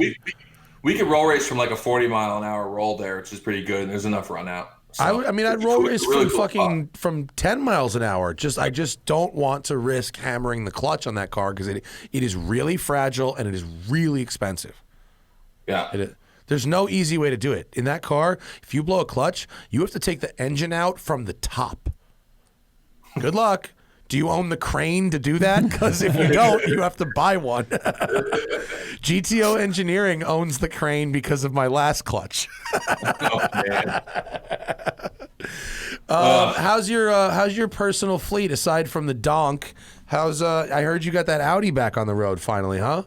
Yeah, so I finally got my Coupe Quattro back on the road. I always loved that car. Too. It looks so cool. I had a son last year, which has been awesome. I say that because I noticed you just scrolled past the photo of him in his car, which runs unlike mine. So, His shit is G. What's in my that? little dude Hudson. I just found it's like an old pedal car. So I actually found a Nova body that I bought. So I'm gonna build him like a 1/4 scale or whatever Nova that matches my Nova. So anyway, so right now the Audi Coupe Quattro is back on the road. And I'm actually doing the prior kit, which is what you see on the screen. That white kit you saw there. Yeah, it makes it look like a DTM car. Yeah, it gives it like kind of like S1 vibes. There was always when that Audi Coupe Quattro came out, a lot of people felt like it was a lot softer than the Quattro. It was supposed to be the successor to that, and like this, I think really fixes that. I think this gives this the aesthetic of what you would have thought an S1 would have looked like versus the S2, where like the S2, it's cool, but like it's pretty understated, right? And it was. This is what they were going after with at prior. So I think I'm one of like few people who are going to have this kit in the U.S. They only made 40 of them or something like that. So total. Yeah, they made 40 and broke the mold. That was the whole idea. So where did you find it? Okay. Sorry. I know. So there's a guy by the name of Reuven who actually works for Audi and is friends with the guys over at Prior. So when Andreas at Prior started building this with Reuven and JP. JP Performance? I don't believe I do. JP would be a great guy for you to have on the show. He's Germany's biggest YouTuber. And you know what? I do know that guy. He's got like a shop. He's got like a dope shop, right? He's got a shop that's also a burger spot in Germany. And every time you go there, there's hundreds of people there. It's pretty wild. Okay. Yeah, no, I don't know him personally, but I have heard of him. Yeah. Yep. So anyway, that's how I got the connection on that. So that car is back on the road, but right now Hank Iraz, who is the guy, that's the RS3. Iraz, I know that guy. Yeah, that's probably the only really competitive car that I felt like came to Hoonicorn versus the world. I think that if that car actually turned up even more, because he would have beat Ken. The next day he went back, turned the car up on the dyno, and then ran an 8-second flat pass. Wow. So, what was that car supposedly making power-wise? 1,200 on the RS3. Yeah. We had a RS3 at we did this tuner car shootout called Sorted, which you guys can go watch at sortedornot.com. I saw you did that with Rob and Amelia. It was fun. And Tanner. Rad. It was great, and there was a guy who built a 900 wheel horsepower RS3, which I had to go in, and it was crazy fast. I mean, it was crazy fast. I can't imagine 25% more. It might have been one of Iraz's kits because he does a 900 kit and he also does a 1200 kit. The 1200 kit's still a daily driver. Like you can still air conditioner still works. Like it's still a daily driven car, which is like a Group B car. Yeah, it's absolutely insane. Anyway, he's building the motor for my coupe right now. So is it an RS3 based motor or is it a coupe Quattro based motor? It's the European S2 base, so it's a 3B engine. So it's still a 20 valve inline 5, but it's the older technology. And to me, they just sound better, which is why I want to do that. But we are building an RS3 07K engine for my wife's 944 right now too. So. An RS3 engine for your wife's 944. Oh, now that is interesting. So we were going to do the LS. I actually already had the LS kit. I had the LS engine. And I don't know. Like, I don't want to say that, like, LS motors got played out because I kind of hate that thought. Like, it's a cool motor. It's great. It sounds pretty good. And it's really reliable. It makes sense. Pound for pound, dollar for dollar. The LS is a great engine. But I just didn't feel like it was right in a Porsche. And I never drove a 944 with an LS, but I drove an FC RX-7 with an LS, which I feel like is basically the same thing as a 944. Version. Yeah, it's basically Japan, like, that's their version of the 944. Yeah, so. It was cool, but it got awful Corvette-y. I mean, objectively, it made sense, but it really was like, oh, you could also just have a Corvette, that would be that. Agreed, and that was my thought on the 944, is that the 944 is also a transaxle car. So it really is like a Corvette, right? Yeah. So transmission behind you, engines in front of you, it feels very much the same that way. But there's something about, it was originally a 944 turbo. So I wanted to put a turbo motor back in, and we didn't, I wanted to do that engine all along, but I didn't want to pioneer it. It just wasn't something that I wanted to do. And there's a group of guys in Ohio named Boost Brothers, and they actually have done all the hard work. They figured out how to get it in the car, and they now sell a kit to put that motor in the car. So I was like, okay, boom, now that someone else has done the work, we're going to do that swap. So cool. I do you use the 944 transmission? Transaxle? Yeah, so it still connects to the 944 transaxle belt housing. Because remember, that's all, once you get into like the Porsche, Audi, Volkswagen world, all the bolt patterns are somewhat similar to each other. So you can usually Lego parts bin to make all those things kind of bolt up to each other. So, and in my opinion, the reason the 944 turbo wasn't a more loved car was that the engine that was in it wasn't particularly a great motor. But if you think about it, at the time, they could have gone deeper into the Audi's parts bin. Instead, they kind of built it off of the Audi 4-cylinder that was like almost a truck motor, instead of going into the 5-cylinder parts bin and pulling the motor out of the Quattro and putting that into the 944. So I feel like there's a better history of like, that's an engine that could have ended up there. Granted, the 07K is the new version of it, but that's still where the lineage comes from, right? Yeah. So. Yeah. And it fits all right? Is it like, it's not a problem? Oh, it fits great. I mean, if you guys pull up, it's Boosted Brothers. I think they have, they're on their Instagram. They got Zach's photos. Looking for it. Yeah. Not Boosted awesome. Boys, but Boosted Brothers. So Boost Brothers Garage on Instagram. That's it, Boost Brothers, yeah. Cool. There you go. There are. Oh, there's one with a hood off there. That's a good one. It sits really nicely. Like it almost looks factory. Oh wow, it really does almost look factory. That's nice. Yeah. Is the O? Yeah, I mean, I guess it's close enough. It makes no difference. That's great. That rules. Yeah. That's gonna be fun as hell. It's gonna be all the right noises. So yeah. So anyway, we're building right now. Hank is helping me build both motors, and then one of the motors will go into the 944, and the other motor will go into the coupe. So. That's amazing. I love it. That's awesome. And then what else? Let's see. The Nova is literally a half-inch away from running. After Gymkhana did its first 3 million views in one day, I went and treated myself and went and worked on my Nova till like 5 a.m, which is for me is like the perfect night. That's what I want to do. Yeah. And I put in a new radiator. By the way, my Nova has been off the road for like 3 years, and it really only needed like 2 days of work. But I've been so busy. And I have so many other cars that like I was really, you get excited about different projects, how it is. And the car sat, and I told myself, you know what, I'm gonna get it back on the road. And I put in a new radiator, did a bunch of stuff, and it turns out that the lower hose I had was with the new radiator was a half-inch too short. So I was that close to putting fluid in the car, driving it out, and then I've just been super busy since then. So I'm gonna go finish it tonight, and hopefully I get to do my first burnout in that car in 3 years. Such a rad car. On Sunday. Yeah, no, I love that car. It's got a 555 Edelbrock. It's got an Art Morrison chassis. It sits super low. It's one of the reasons why the cooling system was so difficult to figure out, because the engine sits 2 inches higher in the car, so the radiator actually sits below that. So just had to have a different high point for air and stuff. Yeah.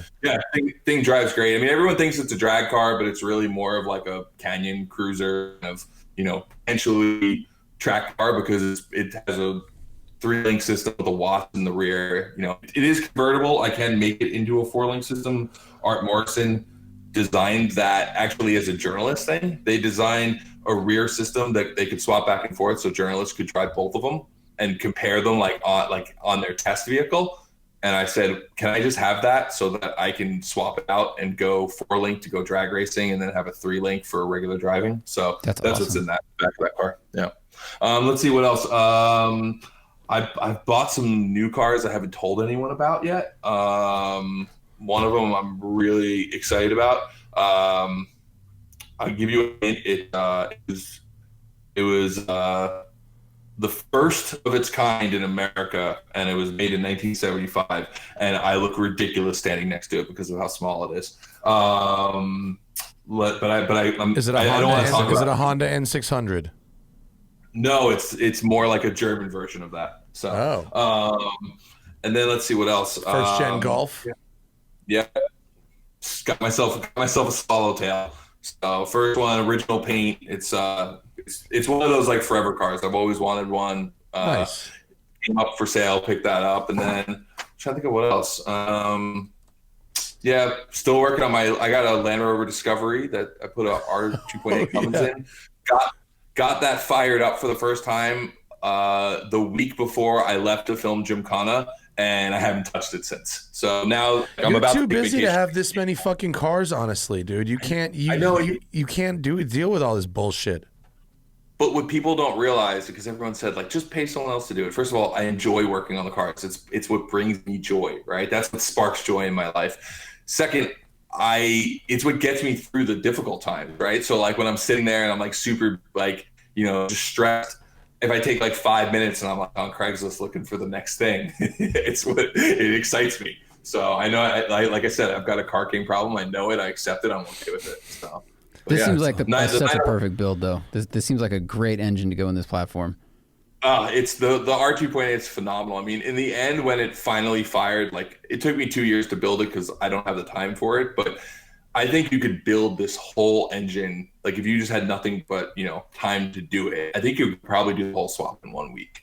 Like it was so plug and play when we finally got to that end point. The hardest thing was figuring out the transmission to put behind it because I wanted a manual transmission and other people had only done, autos. And I was really pioneering it the first, few months. I was one of the first people to get the engine. So I was learning everything along the way. But now so much of that information is out there that, I think this is like probably 2 or 3 weekends if you know how to weld and, be able to get it in the car. And nowadays, there's a bunch of guys out there like Axis Industries and Heritage, who all make swap kits for it. So it's such a great motor. It's super simple. I mean, I haven't driven it yet, so I can't speak to that, but I have friends who've driven them in Jeeps and other things like that. And they're just simple, reliable, and it's way less weight than a 4BT, right? It's like 250 pounds less weight because those 4BTs, they were built for trucks. You put them into like a SUV like that, it completely changes the handling dynamics. Huh. Cool. Yo, we got a bunch of questions from people. Some of them are just general car advice questions. We're going to kick those to our next crew show so we don't drag on past the point of being interesting. But we have some Scotto specific questions. So if you got a second, we're going to fucking lightning round these. Cesar Georgescu says he loves Gymkhana 2020. With all the folks on the current craze for JDM imports, why not look across the pond at the UK right-hand drive cars? I mean, honestly, British cars from the 80s are pretty shitty. It's not like, are there iconic British cars from the 80s that we need to really be worried about importing? What say you, Scott? So, I like right-hand drive cars. I don't know. It's like I've learned to drive left-hand drive. I've driven on track in right-hand drive cars. I'm never as fast in a right-hand drive car as I am in a left-hand drive car. I feel like it's like one extra thing to learn. So like for me, I've always avoided right-hand drive cars. I get the Japanese thing, and you're into JDM. That was the way the car was designed. It was meant to have the steering wheel on that side. Some British cars, you could say the same thing, but I've driven left-hand drive and right-hand drive E-types and feel no difference. They're both great cars, right? So. Yeah, I don't know. The whole driving on the wrong side, like I'm too old for that. Like I gotta like, I just am. Like I am. I'm just too old. Like even though I have go gadget arms, like going to the drive-through, like I live always a busy about life. The goddamn drive-through. Stop eating at drive-throughs. They're bad for you. I know they are. I know that. I said I live a busy life. So, but like Arby's is okay. I think it's right-hand drive. If right-hand drive is the only way you can have the Skyline experience, you can't. Skylines are great, and you can't drive on the left, and so you deal with it. But at some point, I'm going to build a left-hand drive R34 and just use like a Sylvia dash and set the whole world because I love that car. But it might be possible. I want to be on the other side. It's definitely possible. It would just how annoying is it? Yeah. Let's see. Miguel says, Brian, can we get a Hoonicorn versus Pastrana race? Can we get a Hoonicorn on a prepped track race? And is there any mop 'em up merch? So to answer the first one, honestly, it's a 1,400 horsepower car versus a 860 horsepower car. So definitely Travis would be at the disadvantage. They didn't build the car to be as wild as the Hoonicorn in terms of just all out power. So I don't know. I mean, but it might be an interesting race. It might still be an interesting race. I think it's something we could do. Maybe try to put that together for next year. As for Hoonicorn on a prep surface, it'll probably grenade every single piece of the driveline. It just will. That SADEV transmission was only built for 800 horsepower. We're almost doubling that at this point, right? So, have you broken any?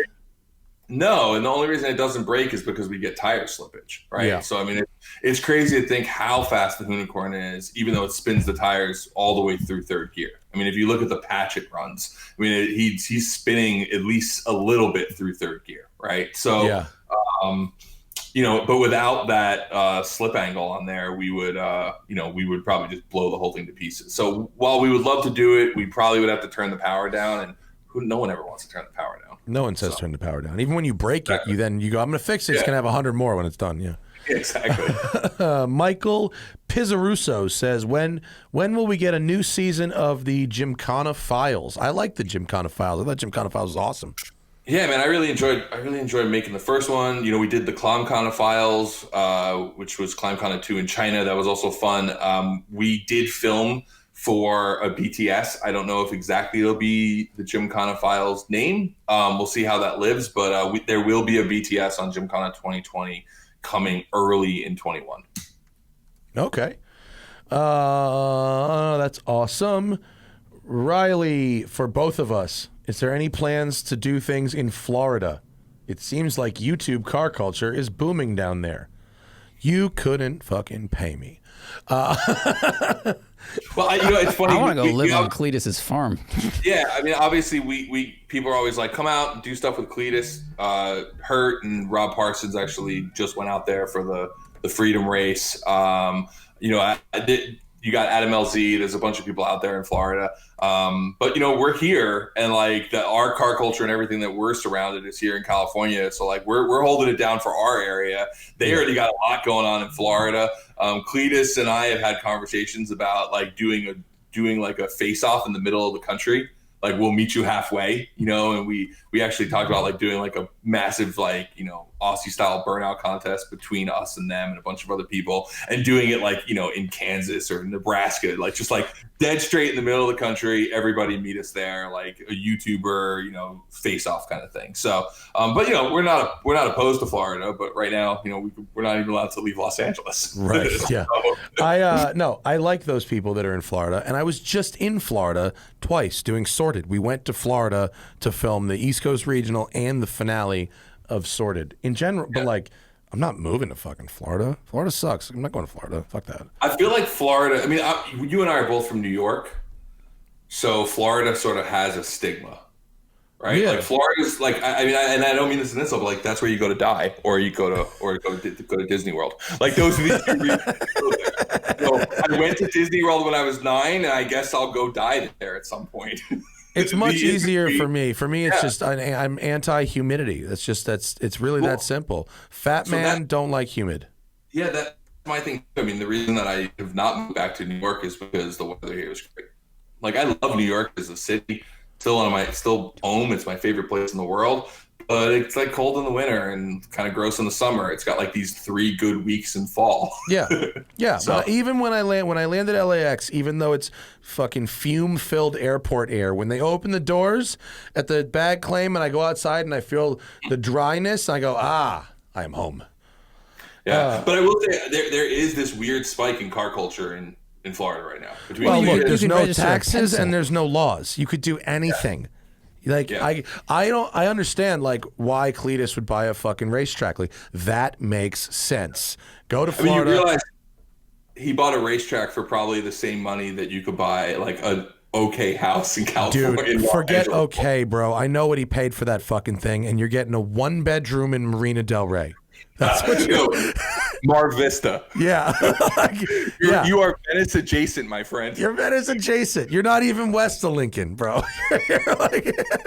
You're east of Lincoln for sure. Yeah, I mean it's because money goes a really, really long way in Florida, and I get it. Joe, two questions left. Sorry, what? I was gonna say I'm jealous of a compound like that. It's something that I've always wanted, but Totally.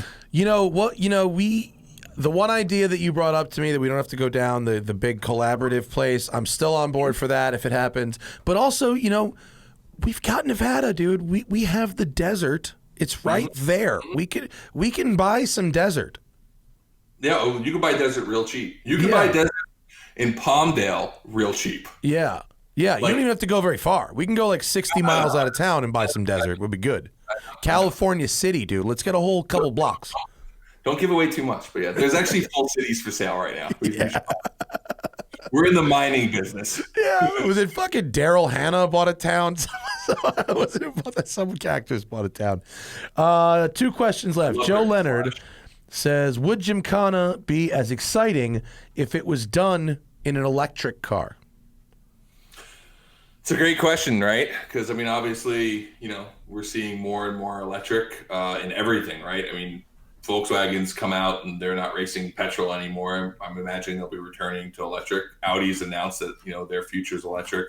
I think we're going to see more and more of that from manufacturers. So obviously that will lead probably a lot of what, we do in Gymkhana and stuff like that. And we have talked about it. And I think the driving will actually be better, because the instant torque that you can get from electric just creates more smoke, right? Yeah. I mean, you can also do wild things. You can make the front wheels go forward and the back wheels go backwards, right? Yeah.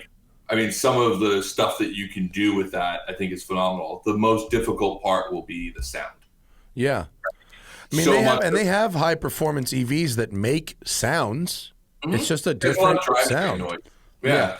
And I think it's going to be a generational thing. I think like you and I will never feel totally at home with that sound, right? But if you're 17 years old right now, that might not be the same thing for you. You didn't grow up on that same noise that we grew up on, right? Yeah. I mean, I'm building 5-cylinder engines because I like how they sound. Yeah. Right. Every car I own is the fucking car I had on my poster. Every single one. I don't own any cars that weren't poster cars right now. I only own poster cars. But I'm definitely, I'm not one of those people who hates the electric thing. I've driven fast electric cars and they're fun, and the noise is something that you're missing, but it's incredible how far the technology's come with electric in such a short time. And I think the biggest thing with a film like Gymkhana, the driving will be as good, if not better. So that part doesn't change. But so much of what makes the Gymkhana films what they are is the audio track, right? I mean, that we put a lot of effort into, recording and really making sure you're producing that raw noise, right? And that's something that, people love, right? That's why every time someone, posts a video and they've got it like to a song, it's like, Limp Bizkit in the background, you're like, oh, shoot me, right? Because like, I just want to hear the engine. Like, that's it. Like, I want ASMR and like Lambo noises. Like, that's what me, right? Maybe why don't you could choose your own adventure where you record a bunch of engine tracks and then you could pick which one you want to match over the EV. Do you want to say that again back to yourself and cringe and ask me? I know. No, there's been all these conversations, right? I mean, I think that the Mach E, which Von Gittin Jr. built and Ken drove, I wasn't there in person, but the drivetrain noise does kind of sound cool, right? It does. If you listen to the Hoonicorn, especially on the in-car, a lot of what you're hearing is those straight cut gears. So like that drivetrain noise is already there. But one of the other things that I've noticed about race cars, like Pikes Peak, is race cars make a lot of shitty noises. There's a lot of like rattling and stuff and creaking. Yeah, like there's no, the Delrin bushings aren't, built for street cars, right? For a reason. So there's also a lot of weird noises cars make when you can't drown them underneath like the popping sound of an engine or the whistle of a turbo. So it'll be an interesting time, but without a doubt, that's definitely the future of where things are going. So, it's something that, we've talked about and we'll figure out when the right time comes to play with that kind of stuff. I'm definitely excited about it. Like I said, interesting things you can do. Yeah, buddy. Last question. Someone wants to get their car featured on a Hoonigan property. How do they submit that vehicle? Is there a process? There used to be, I think we still have an email, which is like dt@hoonigan.com or something like that. Honestly, DM me. I'm probably the only person at Hoonigan who actually replies to all their DMs, or I at least try to reply to all of them, even though I take a little bit. So, yeah, you can probably hit me up or email like dt@hoonigan.com. Back in the day when we had our old location, people would just show up to the building.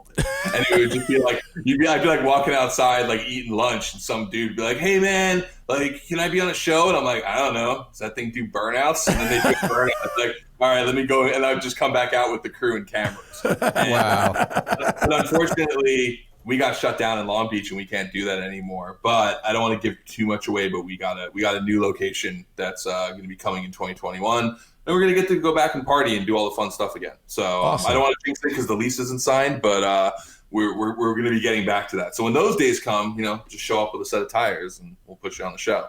But yeah, it's right now, I would say DM me on Instagram, which is just @Brian Scotto, or try emailing dt@hoonigan.com or burnyard@hoonigan.com. And if that doesn't bounce back, maybe someone will reply to you sometime. It's a real official procedure. Yeah. Also, by the way, before someone asked if there was any mop 'em up merch, actually, I think that stuff may have dropped today, which is weird that you asked that. Yeah. So. All right. Yeah, man. Yeah. Thanks for your time, buddy. Good talking to you. Yeah, man. It's good catching up. It's been a while. So I'm glad Ashley's good. Kid seems good. Cars are sort of running. Ashley's great. She's got the fastest car in the family right now. That's awesome. Who knew an A8L could be so quick? I had no idea. Those things mob. Yeah, they're fast. 3.9 stock. with a tune on it, it's like 3.7, and the RS6 is like 3.6. That's hilarious. Yeah, it's all the same shit. It's all the same stuff. That's so funny. That's dope. Fucking get all Hoonigan shit at hoonigan.com. You know where to find it. Gymkhana with Pastrana is on YouTube. Go watch it if you haven't already. You're fucking missing out. And I look forward to a whole lot more, man. Thanks for doing it. Brian Scotto, creative director of Hoonigan Industries. And I'm going to hold you to it, man. You're going to come roll race that Lamborghini. I will. It's at the Peterson for like 5 more months, and then I'm down. Yo, is Peterson just like a cool free parking scam? Cause no, for a lot of people, yes. For me, they actually asked for the car because no one else wanted to give them their Countach, and I wanted to because I wanted to fucking add some provenance to my shit. But straight up, I want to go get it back so I can drive it. But for a lot of people, it is a free parking scam. For me, I'm kind of annoyed by it. During the first lockdown, they let me walk through the Peterson by myself for like 2 days and just film stuff. So we just did like Scotto alone in the museum. And I couldn't believe how many cars were there that it's like, oh yeah, I don't know. This thing's been here for like 6 years in the vault. Like it belongs to whoever. You're like, he's just using you for parking, bro. It's like a 2001 Audi. No one cares. Exactly. A lot of people do that. Yeah. I'm going to get my car back and drive it soon though. But keep it G, Scotto. It's always a pleasure. Tell everybody I said hi. Peace out. Thank you. That's our show, folks. It's been excellent. We will talk to you guys next week. And I hope you have a safe and wear your fucking masks, people. Wear your masks. Wash your hands. Hand sanitizer. That's it. Zachary and I are going to be filming some things and blazing Tradecraft Farms content. No, that's our show, guys. I appreciate all of you. Thank you for your donations, your questions, and the questions we didn't get to with Brian, we will get to them on the next crew show, your general car questions. I promise. See y'all later. Bye.